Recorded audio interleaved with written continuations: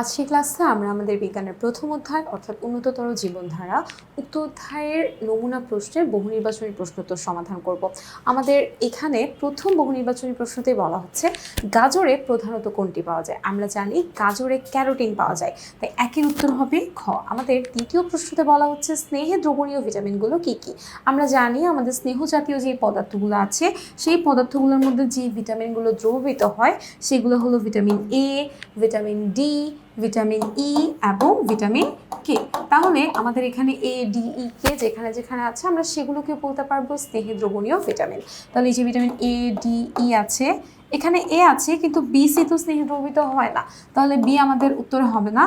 এই যে এখানে এ ডি কে সবগুলোই হবে, তাহলে 1 আর 3 হলো আমাদের উত্তর প্রশ্নের সঠিক উত্তর। তার মানে 2 এর উত্তর হবে খ অর্থাৎ 1 এবং 3। আমরা চলে যাব আমাদের পরবর্তী তৃতীয় প্রশ্নে। আমাদের তৃতীয় প্রশ্নে বলা হচ্ছে একটা উদ্দীপক বেস কোয়েশ্চেন। বলা হচ্ছে নিচের উদ্দীপকটি পড়ে 3 এবং 4 নং প্রশ্নের উত্তর দাও। তাহলে 3 এবং দেখো উদ্দীপকে আমাদের বলা হচ্ছে যে Mahira burger, pizza, cake, soft drinks এবং চিপস খেতে আসলে পছন্দ করে আর হলো এবং প্রায় সে বাইরের খাবার খায়। তার মানে আমরা বুঝতে পারছি মাহিরা কি করে, জাঙ্ক ফুড জাতীয় যে খাবারগুলো আছে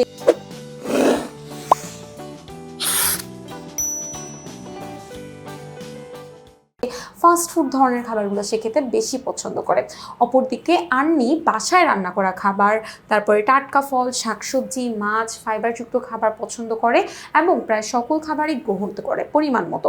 তার মানে সে সব ধরনের খাবার যেহেতু গ্রহণ করে অর্থাৎ তার শরীরে সে সুষম খাদ্য গ্রহণ করে এবং ডেফিনেটলি যেহেতু এখানে বলা হয়েছে টাটকা ফল শাকসবজির কথা, তার মানে সে রাফেজ সমৃদ্ধ খাবারগুলো আসলে কি করে, গ্রহণ করে। এবার আমাদের কোয়েশ্চেনে বলা হচ্ছে আন্নির খাবারের ক্ষেত্রে কোনটা প্রযোজ্য। যেহেতু আন্নি সুষম খাবার খায়, রাফেজ সমৃদ্ধ খাবারও গ্রহণ করে, তাহলে তার আসলে কোনটা প্রযোজ্য বলতো। এই খাবারগুলো তার ত্বকের মসৃণতা এবং তার যে সজীবতা রয়েছে সেই সজীবতা বজায় রাখতে সাহায্য করে। তার মানে খ হবে আমাদের উক্ত তৃতীয় প্রশ্নের সঠিক উত্তর। চলে যাব আমাদের চতুর্থ প্রশ্নে মাহিরার পছন্দকৃত খাবারে। সো আমাদের মাহিরা কি করতেছিল বলতো, আমাদের মাহিরা হলো গিয়ে বিভিন্ন ধরনের ফাস্ট ফুড খেতে পছন্দ করছিল, জাঙ্ক ফুড খেতে পছন্দ করছিল।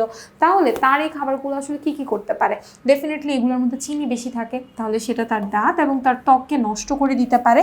তার মানে আমাদের প্রথম অপশনটা ঠিক আছে। আমাদের দ্বিতীয় অপশনে বলা হচ্ছে শরীরে ভিটামিন এবং খনিজ পদার্থের অভাব সৃষ্টি করতে পারে। যেহেতু সে সুষম খাদ্য বা সব ধরনের খাবারগুলো খায় না, তাহলে তার শরীরে অনেক ধরনের খাদ্যের অভাব আসলে থাকতে পারে এবং এই ফাস্টফুড ধরনের খাবারগুলো খাওয়ার কারণে তার শরীরে কিন্তু অতিরিক্ত পরিমাণে চর্বিও জমা হতে পারে। তার মানে আমাদের 3টা অপশনই সঠিক, অর্থাৎ চতুর্থ প্রশ্নের উত্তর হবে খ অর্থাৎ 1, 2 এবং 3।